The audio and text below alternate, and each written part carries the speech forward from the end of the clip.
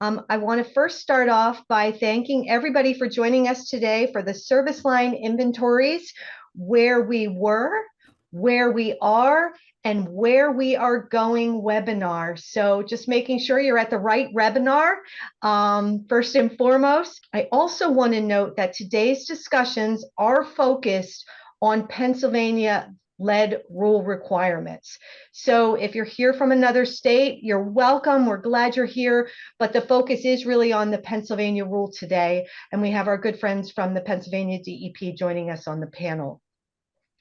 So I'd like to start things off today by introducing our panel and thanking them in advance for joining us and sharing their time and experience with us. First, we have Sabrina Haydt, if you don't mind. There you go. Hi, Sabrina. She is the PA DEP Water Program Specialist and the rule lead for the lead and copper in Pennsylvania. So thanks, Sabrina, for being here. Next, we have June Black.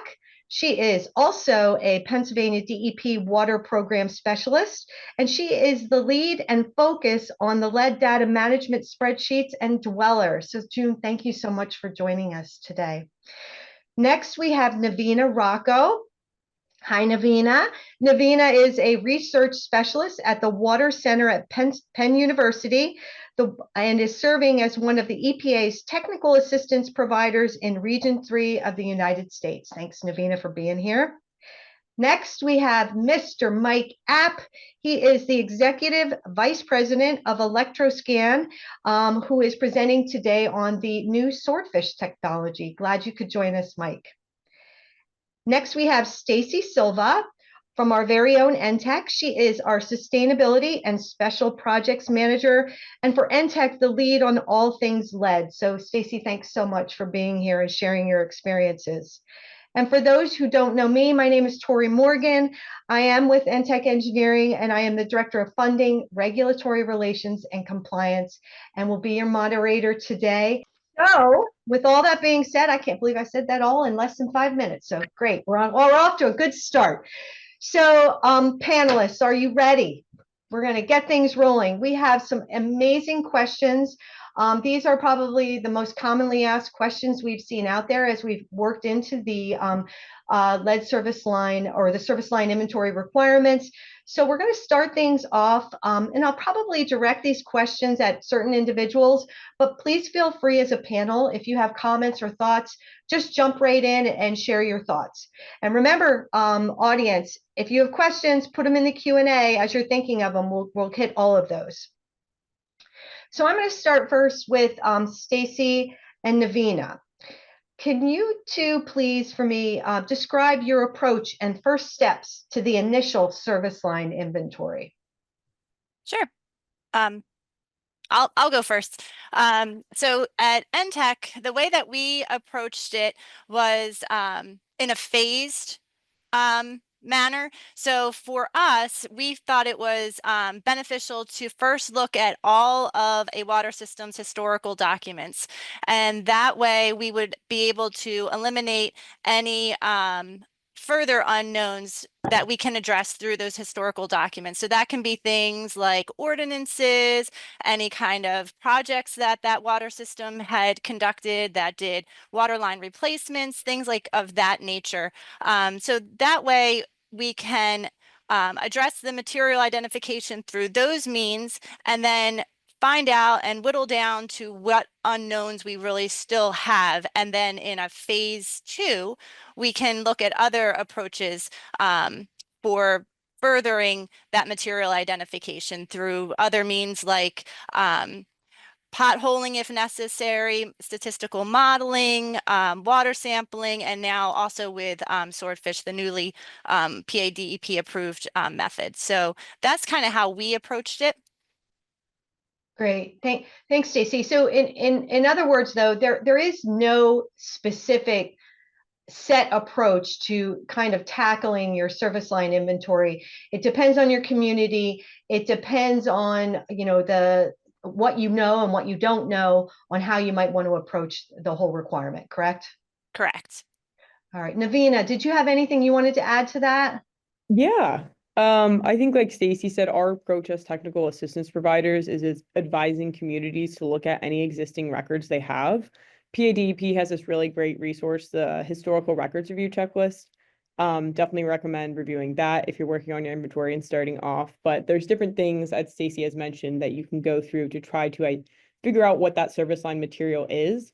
And more of our phase two as technical assistance providers is recommending communities to try to gather like information on the customer side specifically through surveys. So we've helped with developing communication materials such as flyers and door hangers that describe what the lead and copper rule is, what's required, instructions on how to identify your service line material, how can you report that back to your community. So what we've seen is some communities have provided like a paper survey that residents can actually fill out and send back. Or there's also what we've commonly seen is QR codes that will take you to an online digital survey where a resident can fill out information about their service line. Again, this is on the customer side, but I'd say that's something we've commonly seen in phase two, but also visual inspections. So door-to-door knocking, trying to go look at the service line material on the customer side, taking photos, swab tests. That's something that we've seen. And I think, Tori, it's really important to highlight like each community and system is going to be different. For example, one of the communities we were working with, they didn't have records. So what we had helped them do is we requested data from the county about the building ages, and we helped them develop a map saying which buildings were developed before and after the Pennsylvania state lead ban in 1991. And this gave them a good starting point as to look at what homes and buildings would have potentially a service line material of lead. So I would say those are some other initial steps that communities and water systems can take. Great. Thanks, Nevina. Can I? Go ahead, Stace. I just wanted to quickly piggyback off of what Nevina was saying, and a really big important point that I think is a great starting point for any water system is getting that communication piece out.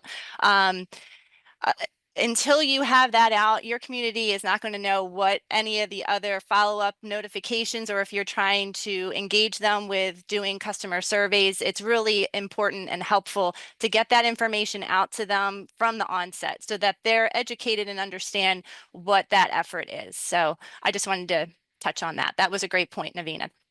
That's fantastic. Thanks, Stace, for bringing that up. It kind of is a nice segue.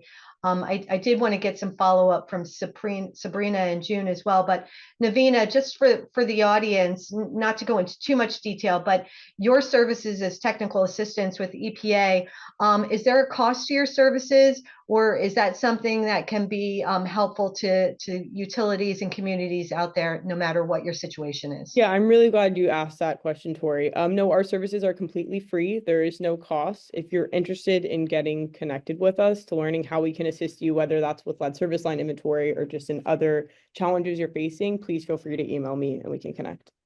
Thanks, Tori. Excellent. Excellent. I think Sabrina and June, knowing that communication is one of those soft things that, it's not the technical piece, it's not all that, but I'm curious from the DEP standpoint, how important you guys see that communication piece in having a successful and smooth service line inventory. Can you give us a little feedback on that? Yeah, sure, I can start. So absolutely, in fact, one of the challenges I was going to talk about later was that water systems that we heard ended up running into issues where they were trying to get into people's homes to see what the service line material was coming in, or they were trying to get those surveys, sent back, and they were getting a lot of resistance. People didn't want them in their homes, understandably. It's kind of a dangerous world we live in these days, but so getting communication out to all of your customers as soon as possible to say, these are the efforts we're making, these are the types of things we're doing, and we might need your help with it. I know there were some systems we worked with closely over the past few years where they would go to community meetings or community events, if there were like summer, carnivals, or, any kind of time where they could get out there and set up a table and just talk to the consumers in the water system so that they knew what was going on. So they weren't as surprised and more willing to assist when the time came. So yeah, communication's huge. And EPA actually has quite a few on their website, resources that water systems can use to help with that community engagement piece. Yeah, the videos, I know they prepared a video that people can share. There is a lot of pre-formatted letters and communication pieces. So for the audience out there, please, please, please don't reinvent the wheel. Pretty much it's already been done. You gotta, add in some specifics about your community and go from there. June, any thoughts? Yeah, I was going to say, we've been talking about opening communication channels between the water systems and their customers, but I would also say that communication between the water systems and the DEP, I found equally as important and beneficial. The service line inventories it's complicated. The requirements are complicated. The spreadsheet is complicated. The submission is complicated.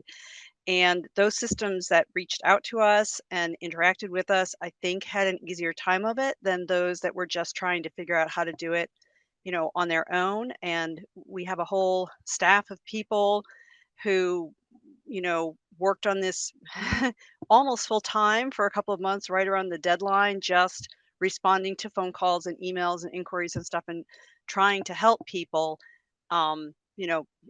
have a successful submission to us. So again, I just want to say that interaction between water systems and the department is as important as interactions between the water system and their customers. So. June, that is such a huge point. I know, speaking from the Entech standpoint, having created our own database that needed to kind of match up with the DEP database, having those regular communications with you helped us and helped our clients have a very smooth transition and getting that information to you. I will say, and I'm sure Stacy can kind of emphasize this too, we had extremely positive relationships with Sabrina, with your department, June, with your department, in getting our questions answered for the utilities out there. So that's something to take back to the audience. Please, if you have questions, DEP is there to help. This is just as much a learning curve, I think, for you guys. I think that's safe to say, as it is for all of us. And I think we all need the same end result. So just keep communicating. So Mike App comes from a different perspective. So he's out there, boots on the ground, using the Swordfish technology, which maybe I'll let you tell a little bit about that. It's a PA DEP approved method for material identification. But in regards to communication, Mike, you're out there, you're talking to the homeowners, you're with the utility workers. How important was communication, and where did you see challenges or breakdowns if communication wasn't actually followed? The biggest issue and I've been in the business for over 30 years, and the one thing I know is that water utilities and sewer utilities, wastewater utilities, we try to have always hidden the background. We're not very good at being in front of customers. We're not very good at explaining what we're doing. And that history is causing us a major problem right now with the LCR and the LCRI. And to go back to what Sabrina was saying, in June about, hey, issues about getting in the door and having people engaged for this effort is because there hasn't been that communication in the past. There's not a lot of trust. So people don't understand what it is we're up to. People don't understand why we're doing it. People don't understand what the responsibilities are and what has always been there and what needs to be there in the future to help them out. So it's this lack of communication. It's this lack of, the bill shows up once a quarter. No one really pays attention to who your water utility is. That's caused the problem. And the biggest thing, which we, in working with Entech and all the other clients which we have, getting them out in front, getting them onto the radio, getting them into Facebook, getting into community service groups, getting into church groups, explaining all of this is a huge climate change for utilities to have to get into, but they have to do it. And that's the biggest issue. We hear all the time, we didn't know about this. Who are you? Why are we doing this? And that's unfortunately the sins of our past, so to speak, are coming back to haunt us on the LCR and the LCRI. Yeah, and not to over dwell on communication, but the reason we really wanted to talk about this today and emphasize the importance of it is you want to avoid at all costs that whole panic factor. Absolutely. And it can happen so fast because misinformation is going to just kind of blossom. And once it's out there, the toothpaste is out of the tube, it's hard to control. So being in front of it is tremendously important. So thanks, Mike, for sharing that. So back to Sabrina and June and Stacy, to you somewhat too. What are some of the biggest challenges that, as we went through this initial service line inventory, you heard from communities, and how did you handle them? Like, how did you deal with those? So go Yeah, ahead. sure. I can start again. So some of them have already been mentioned, but just water systems saying, I have no records. We got rid of all of them, or our basement flooded. So everything we had is just completely gone. And that was the number one, because we started doing training for this years ago. And, we went through the very first step is to do a records review. And, we always get the question, well, what happens when you have no records? Now Nevina and Stacy hit on some of the records that people weren't necessarily thinking of. You could go to your county tax office and find out some stuff, but that still doesn't necessarily tell you. That's great for saying, oh, the home was built in this year, but it doesn't necessarily tell you the home was built in this year and the service line is made of copper. So it was still a problem for a lot of systems just trying to figure out what that material is. So then they're forced to use more invasive, maybe more costly field methods of determining what the service line material is. So that's probably the biggest challenge we heard. Some of the other things where we don't have enough staff and financial services or resources to put towards developing a service line inventory. I'm one operator, I do everything. I also mow the lawn and plow the streets. Those are things we hear often where they just don't have the resources to go through a project like this. Also, we hit on that consumers weren't really responsive when they reached out to schedule site visits. And then a big one was that systems really underestimated the amount of time that it was going to take for them to put together an inventory.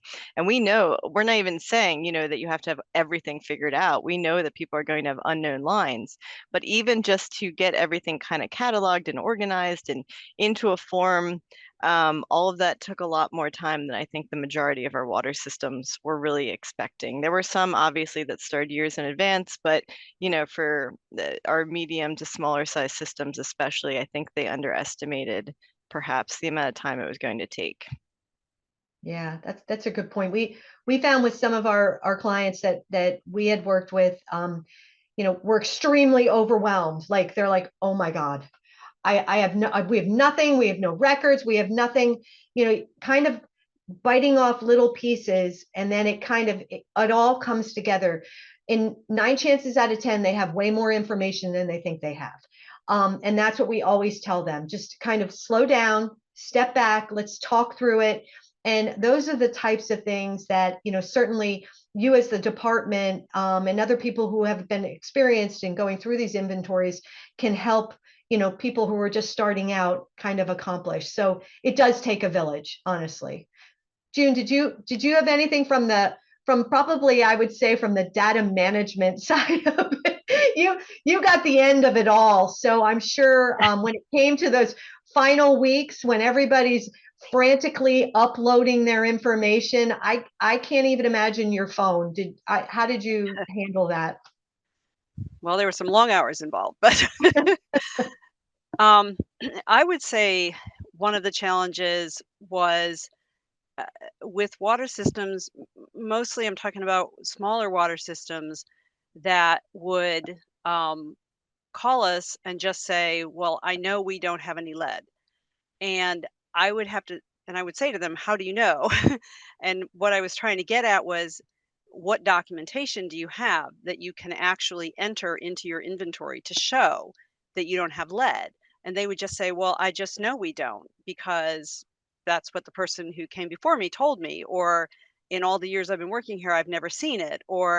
And so it was a little hard to bridge the gap between what people thought they knew and what they could actually document in terms of the inventory that they were submitting to us, and whether they were going to actually be able to call that line. Like, it really chafed to not be able to call a line non-lead when I know it's not lead, and yet in the context of entering it into the inventory, it's getting categorized as unknown.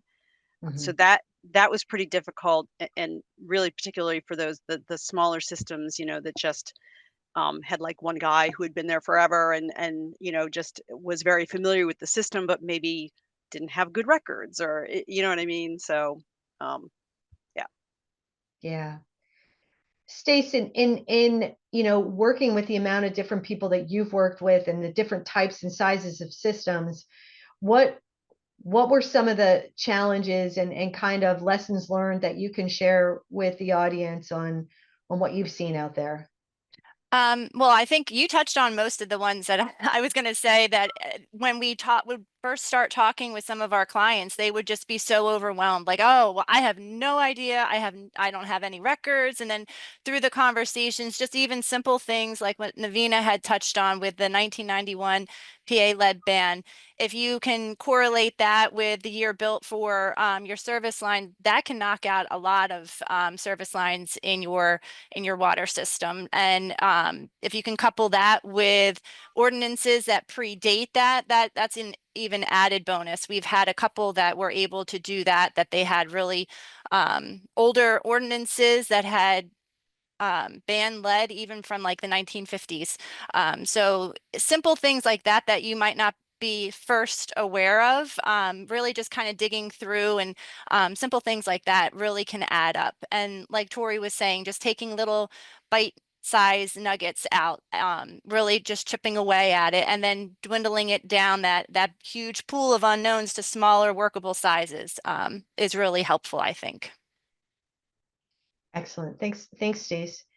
So I'm going to shift things over, Mike, to you a little bit. I had mentioned earlier in the presentation about this new technology out there. Once you've really looked at all your historical records and you've exhausted that kind of avenue for material identification, now utilities and communities were kind of left with the really pricey part of all of this. Oh no, do I have to dig up somebody's front yard, or what do I need to do?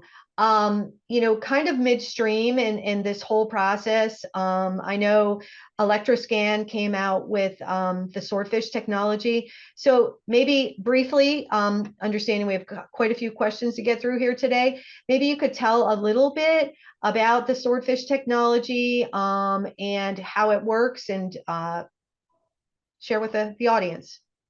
Sure. And basically, the electrical resistance testing is very similar to the original 508 compliance document that came out in October of 22, with data modeling and acoustic wave under the emerging technologies grouping. And electrical resistance testing is exactly what it is. We're emitting an electrical current from inside of the pipe, and we're just measuring after it passes through the pipe wall. And the uniqueness of the technology, and the technology has been in existence for over 30 years. It's just a matter of now listening to the pipe for material identification. So the biggest thing is that it's a matter of getting the data in real time with a less disruptive manner. We're not potholing out in the front yard or anything like that. We're actually working through the meters. We worked extensively with PA DEP for almost 18 months to gain our approval and to make sure that they were comfortable in everything in which we do, and establishing a series of protocols and SOPs and rules to make sure that this technology is used over and over and over again in full accordance of what DEP wants to see, as well as what the community water systems need to understand and know as well. So the biggest thing about Swordfish, it's fast, it's real-time data, it's GIS enabled, it can import directly into Entech's database systems and DEP's database systems. But the biggest thing is it's just another way to try to find out those unknowns in a less cost-effective manner, and do it in a faster way as well. So. Thanks, Mike. I'm sure there's going to be lots of questions on Swordfish, and so I just want to tell the audience. I mean, we can certainly get you more information on that technology. Just let us know in the Q&A, and we can pass that along. I'm gonna jump down a little bit and talk about the LCRI and some of the new requirements that are in there. Understanding that there might not be answers for all of this right now. I don't want to put poor DEP on the spot because I know this is a difficult topic, but I know there's a lot of questions from the audience on there on verifications of non-lead and different types of questions that have come out of the LCRI that we thought we had answered in the initial inventory, but now we're kind of resurfacing in a different way. So, Sabrina and June, I was hoping maybe you could touch on that with what you do know now, and then as we start to learn more, we can share that with the team with new information. So you're not going to like my answer. I mean, we are currently at DEP. We are working through our regulatory process is long. It usually takes a few years to get a regulation finalized and approved. So we're working through the federal rule right now, writing our own regulations. But until that's put out for draft, I really can't make too many comments on what that will look like. I would encourage you to go to EPA's LCRI website. If you just Google EPA LCRI, it will bring you to their website. And on there, they have a ton of really good fact sheets that they put together. There's a link on there to go to all of them. It talks about the differences between LCRR and LCRI, what's changing, what's staying the same.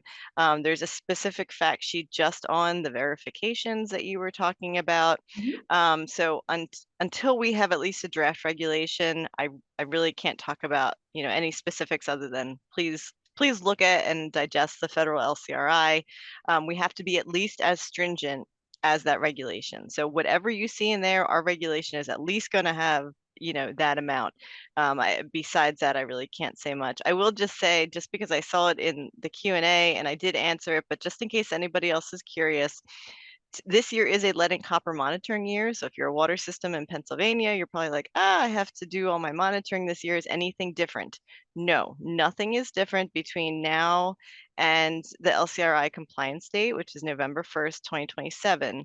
As far as monitoring goes, it's all going to be the same. So whatever you have done for previous LCR monitoring, that's what you're going to do this year. So we have gotten that question a lot. So I thought I would just put that out there to the whole group. Well, and that's a great answer though, Sabrina. And the reason I kind of prefaced my question was, I know all the answers aren't out there yet. And I think it's important for the audience also to hear that from you as DEP, because you can only do what you can do, right? You kind of, it's regulation, there's work that goes into this. So thank you for that. We appreciate it. Tori. Go ahead. Sorry. June. I was just going to say, it's not exactly the question that was being asked, but so Sabrina said we really can't say anything about LCRI right now, but Sabrina, maybe we should say which portions of LCRR still apply until the LCRI goes into effect. Great. That is good, June. Yes, we can at least say that, right? Yay. Yeah. So the consumer notifications, if you were a water system that had any unknown galvanized requiring replacement or lead service lines in your initial inventory, those consumer notifications that you had to send out by November 15th, 2024, they are an annual requirement, which is staying through until we get to LCRI. So if you did it this year, you have to do it again the next 2 years until we get to 2027, and then it'll continue after that. But so that is one thing that's staying. Another big one is if you end up with a lead action level exceedance. So like I said, monitoring isn't changing until 2027, but during your normal monitoring, if you end up with a lead action level exceedance, you are required to issue a Tier 1 public notice to your entire water system and EPA and DEP within 24 hours. So if you do not currently have some sort of plan in place to provide a Tier 1 public notice to everybody in your water system, now is the time before you do monitoring to get that plan in place. We do have a Tier 1 public notice template that we put out that's on our e-library, if you're familiar with that. So you can look at that. That has all the requirements. So those are two big things. CCR, the Consumer Confidence Reports that are due every year, those had some slight changes. There's new lead health effects language and a few other things about the service line inventories that need to go in there. We are working to get our template updated, and it's just about there. So that should be available on our e-library as well shortly. So those are the big three, unless June, I'm missing something. Those are the big three that I can think of that are going to be staying between the two regulations. And can I just jump in too and just make for a clarification too, Sabrina? And the inventory updates to that will be annual as well? So inventory updates, DEP will be sending out an email requesting that water systems send updates, because again, if you have to provide those notifications, we need to see your updates to see how many notifications you need to do every year, assuming you're finding, more unknowns, hopefully calling them non-leads. However, full disclosure, we cannot require it under the federal rule until 2027, but we are going to be requesting it because otherwise it's going to be very hard for us to determine if those notifications have gone out as they should. Do you know, Thank you. Sabrina, when you expect those annual inventories to be due by every? Yeah, so because there isn't, again, a federal requirement for when, we are going to stick with the 1 year, annual. So it would be right around October 16th again this year. And we'll provide that information in whatever email we end up sending out to all our water systems. But yeah, it would be right around that same time. Great, thank you. That was great. I did want to add just a couple more pieces of information regarding the Tier 1 notifications for the action level exceedances. So the department is going to be calculating the action level exceedances. That's not something that the water system has to do. Under the federal rule, we're required to do that no later than the 15th of the month, that being the month following the end of a monitoring period. And we will be sending emails to water systems if they have an action level exceedance within that monitoring period. And then from the time the system receives that email from us, which is the notification of the exceedance, then they would have the 24 hours from then to send out the Tier 1 public notice.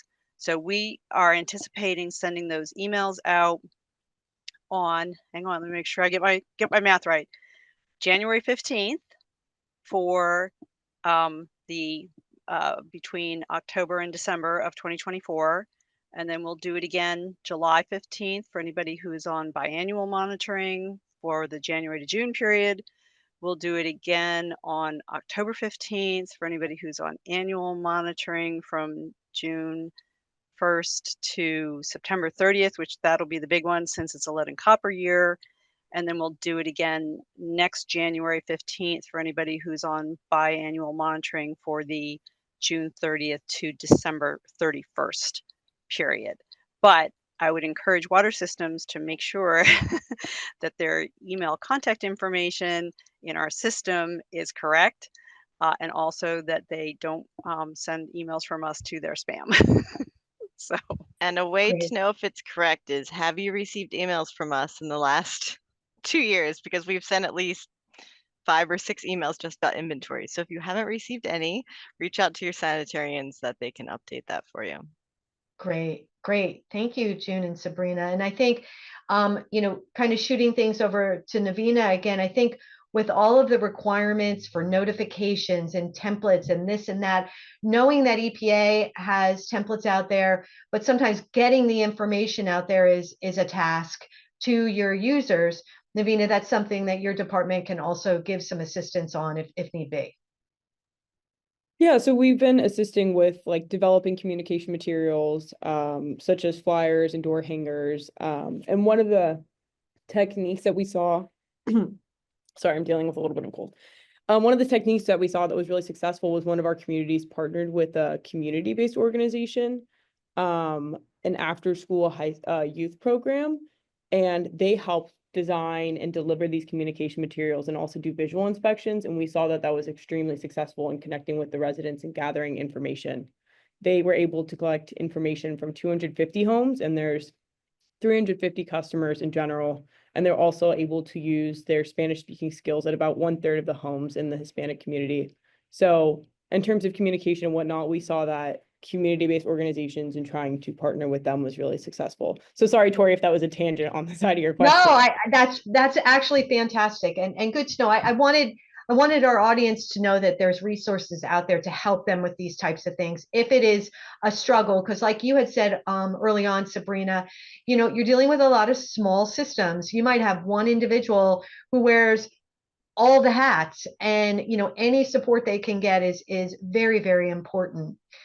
Yep. I'm gonna jump a little bit here because I think it's an important topic. As people have been going through their service line inventories, maybe some people went right to the more invasive methods and we're doing digs right away.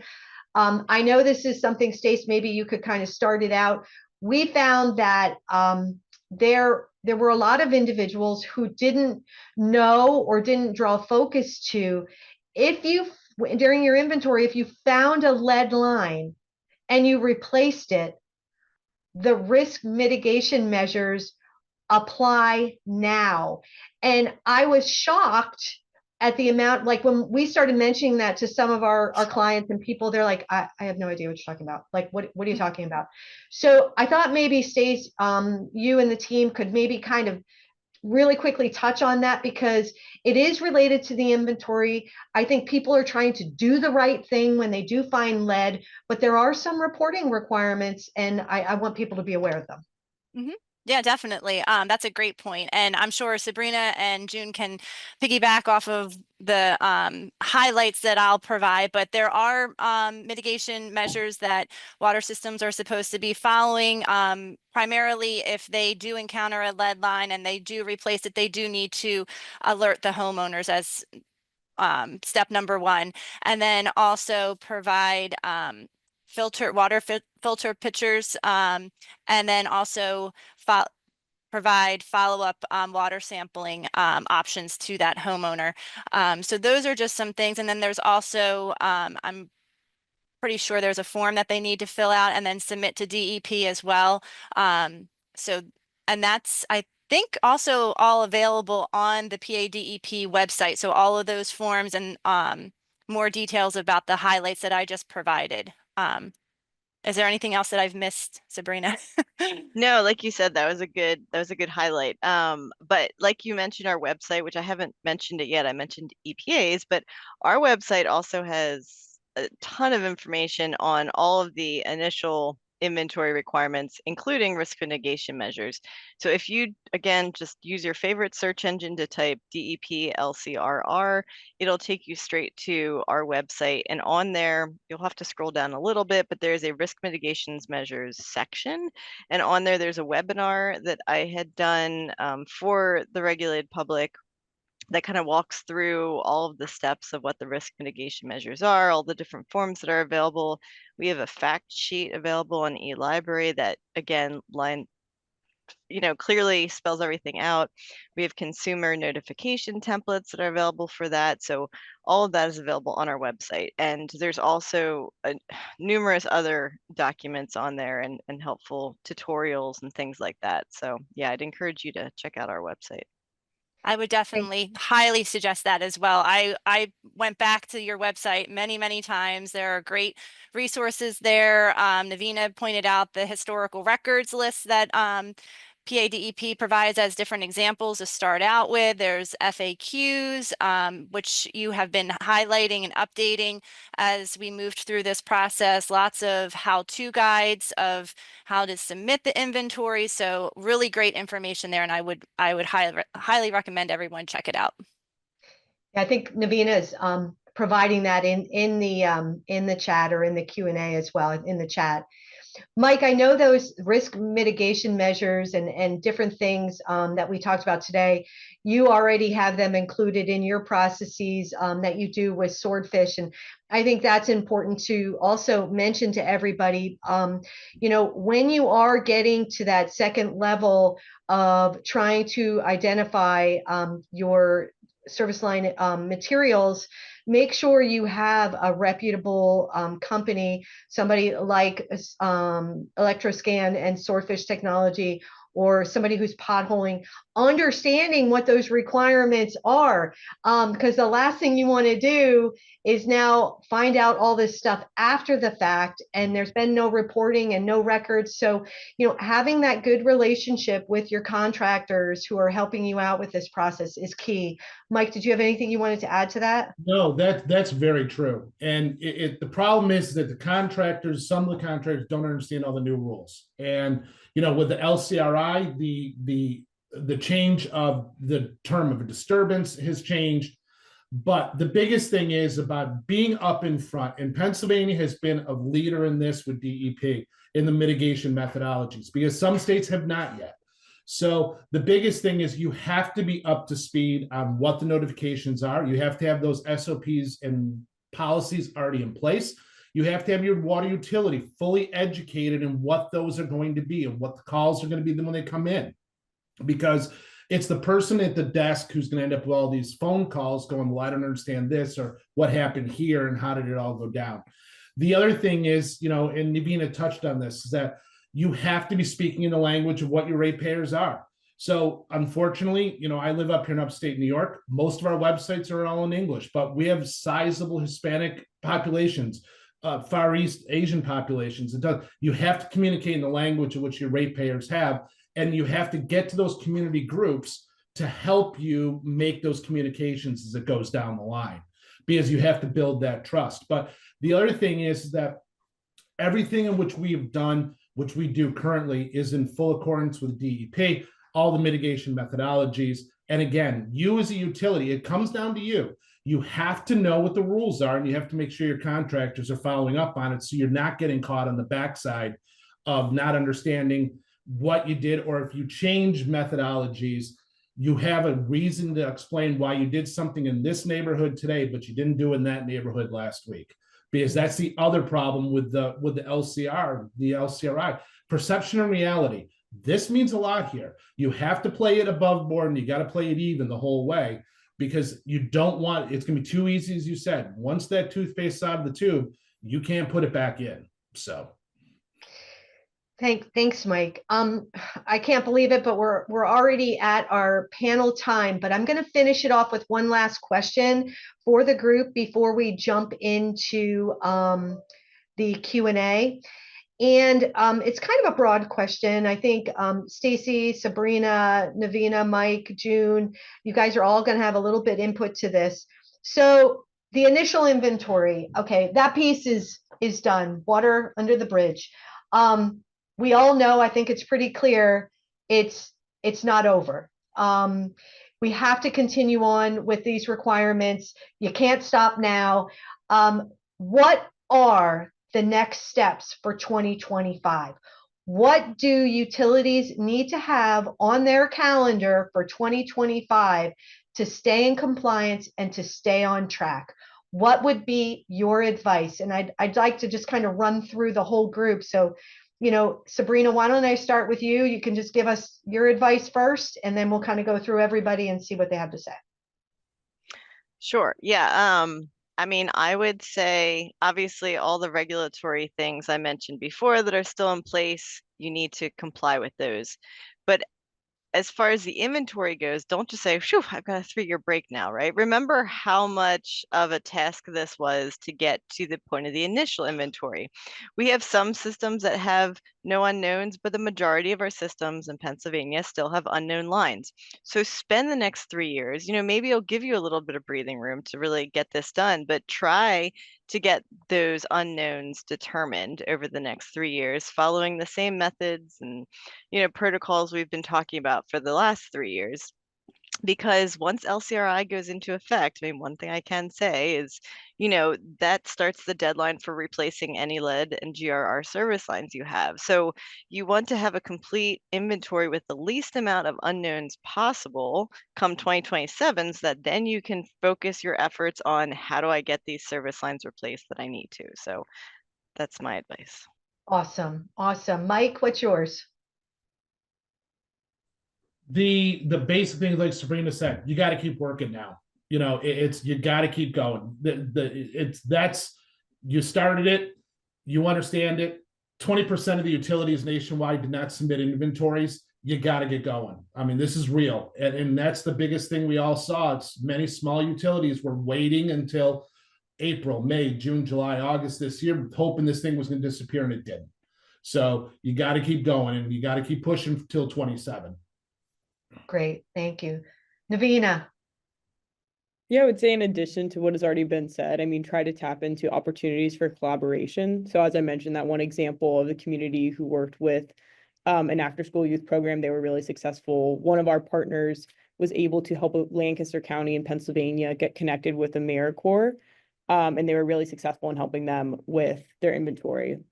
So I would say looking to available resources and partners within your community outside of your community, I think that would be a great next step for community for water systems. Thanks, Nevina. June, what do you think?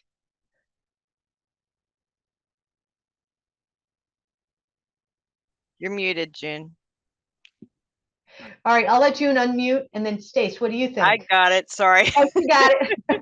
I'm working with 3 monitors here, and my mouse cursor likes to disappear, and I can't find it. So, I would just say that Sabrina said full disclosure, we cannot require anybody to submit any updates to us, but I would strongly encourage systems to do so up through 2027, because I think that the more,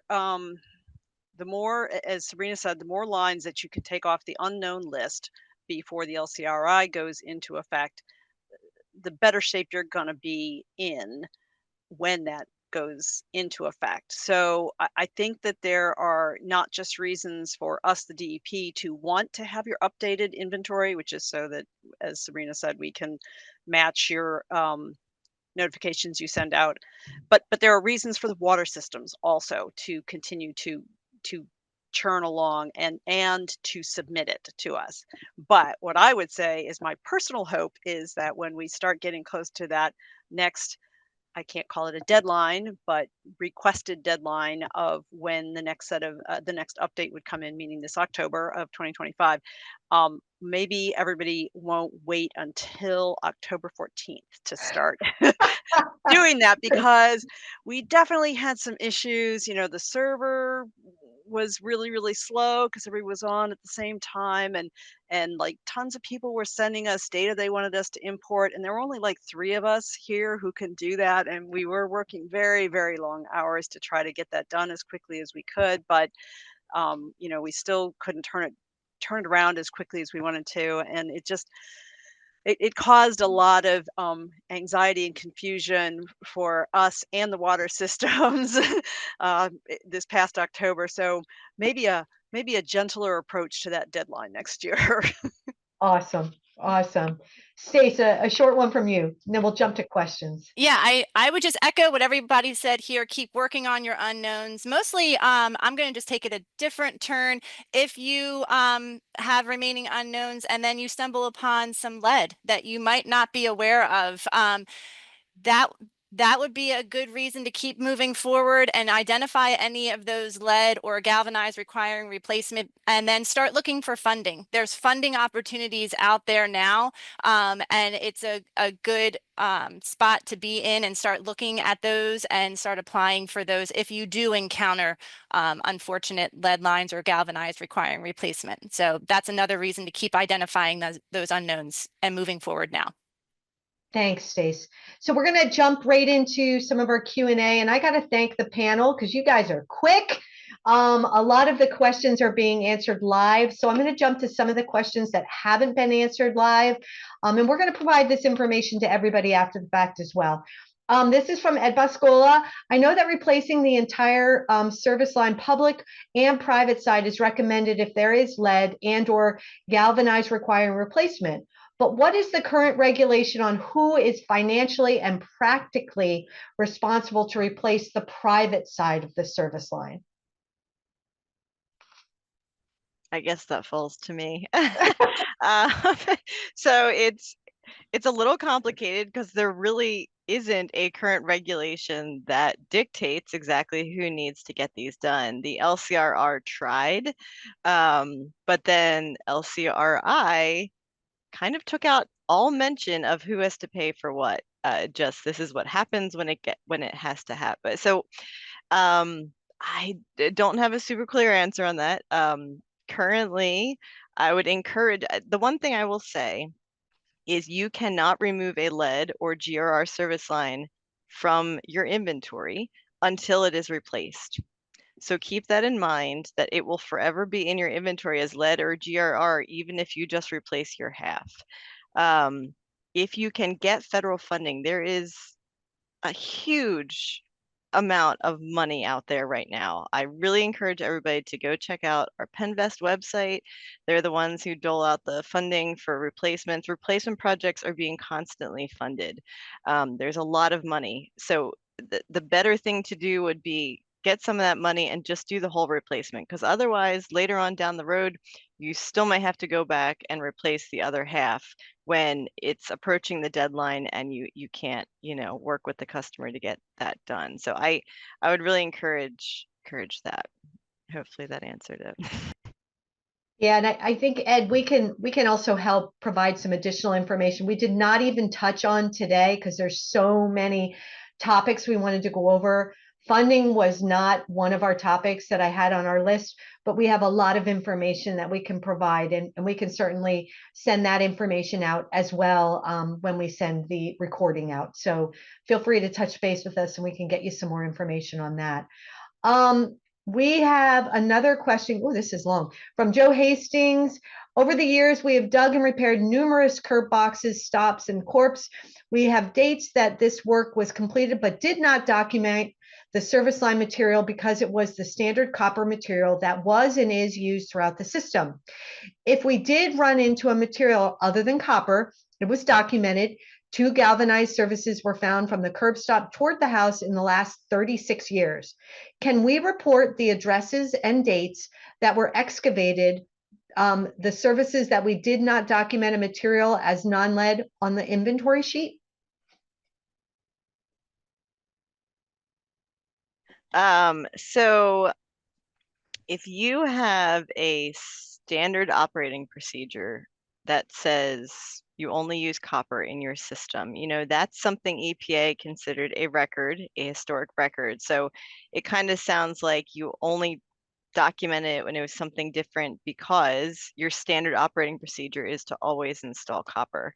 So if that's the case, you should make sure that SOP is written down. We were accepting kind of employee affidavits as a form of a record that can't be the standalone method, but it could be a form of a record, so somebody saying, I went out here, did this, and it was copper. I just didn't write it down because our protocol is only to write it down when it isn't copper. Like if you can get that and get a signed affidavit from employees that did that work, then that can certainly count as a record.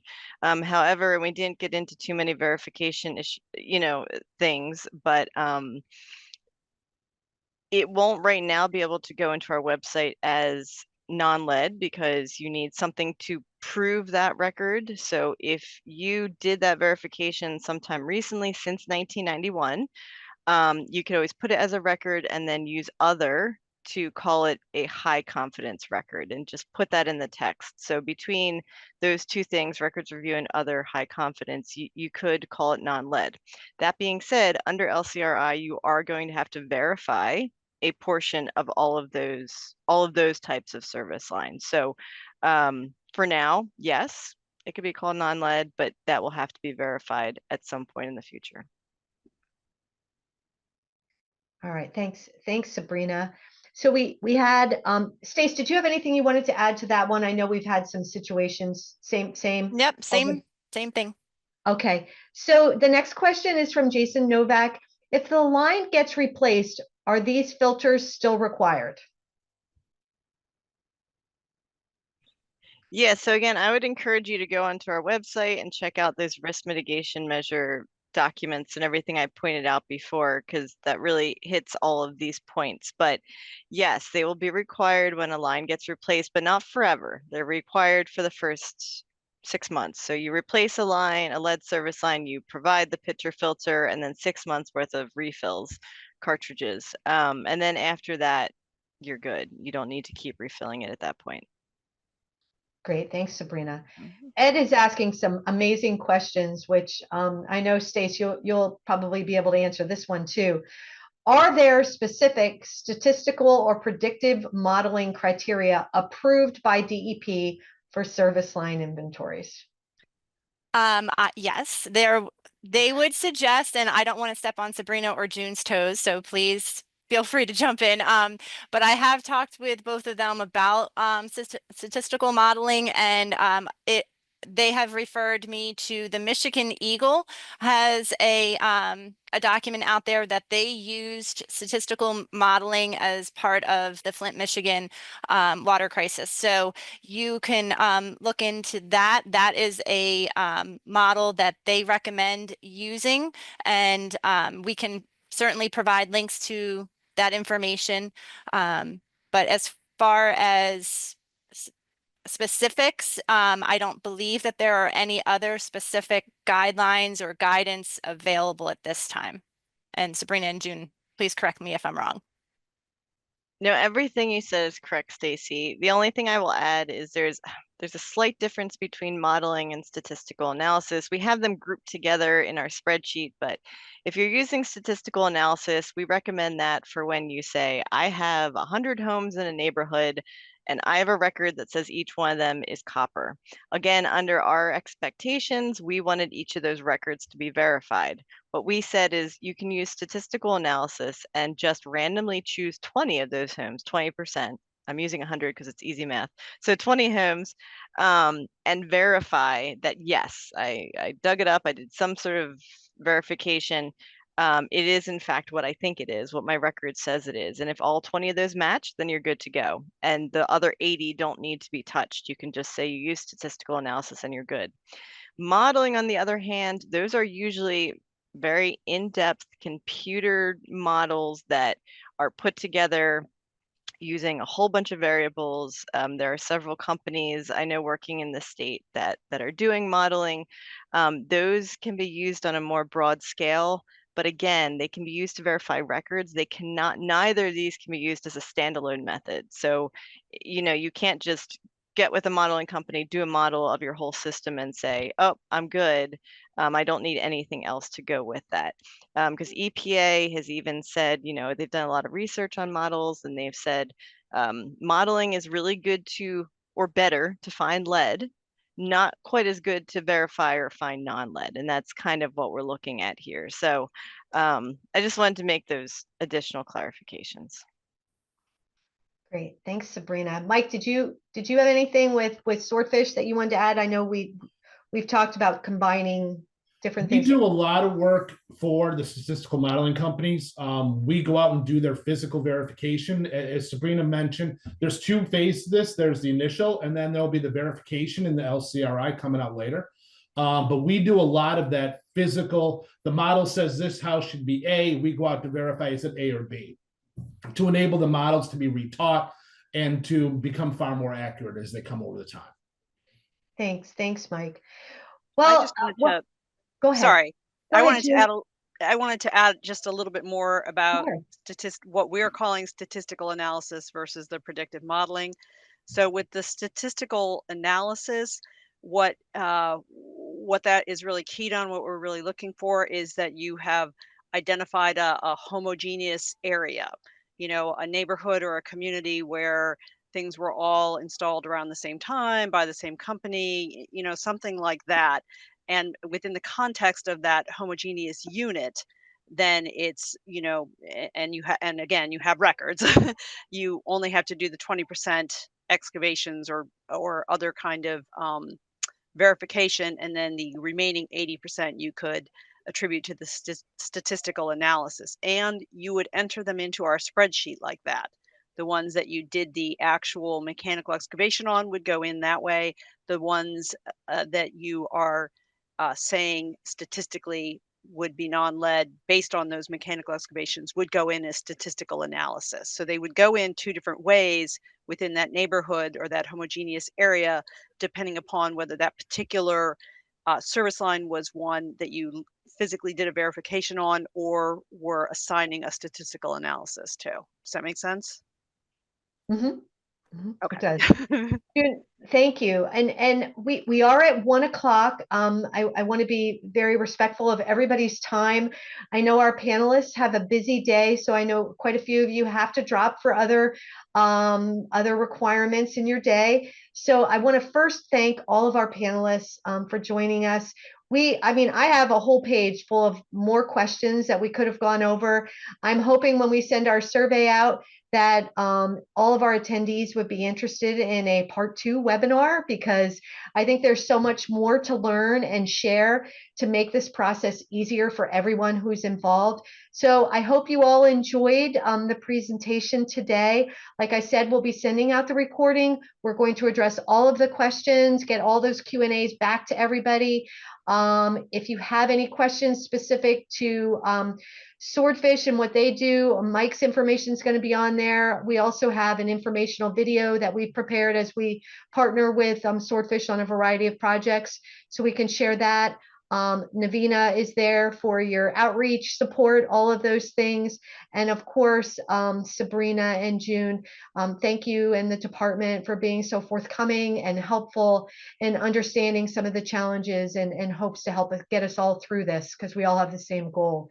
So I'm going to let our panelists kind of drop off who have to drop off.